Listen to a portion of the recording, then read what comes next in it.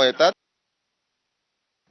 तर ठाकरेंची शिवसेना आणि काँग्रेसचा विरोध असताना सुद्धा शरद पवारांनी त्यांची अदानींसोबतची मैत्री कधीही लपवलेली नाही.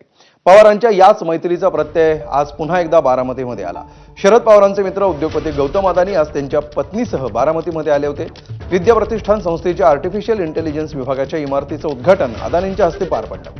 अदानींच्या स्वागतासाठी पवार कुटुंबानं बारामतीमध्ये एक प्रकारे रेड कार्पेटच टाकलं होतं. आजच्या कार्यक्रमातून केवळ गौतम अदानी आणि शरद पवारांची मैत्रीच नव्हे तर पवार काका पुतण्याच्या नात्याचंही दर्शन झालं. आज सकाळपासूनच पवार काका पुतण्यांच्या 2 जोड्यांसह संपूर्ण कुटुंब अदानींच्या स्वागतासाठी तयारीला लागलं होतं. सुरुवातीला रोहित पवार आणि अजित पवार या काका पुतण्यानं विमानतळावर अदानी आणि त्यांच्या पत्नीचं स्वागत केलं.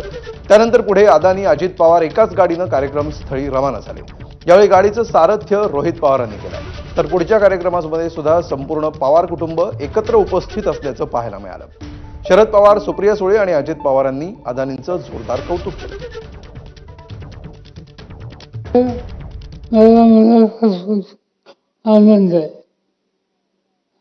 गौतम अदानी देशाच्या उद्योग क्षेत्राचं एक महत्वाचं नाव आहे.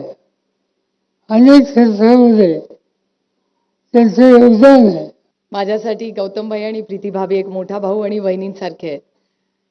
कधी आयुष्यात चांगली किंवा गोड बातमी किंवा कडूही बातमी ही हक्कानी कुठल्या भावाला सांगते तर मी या भावाला सांगते.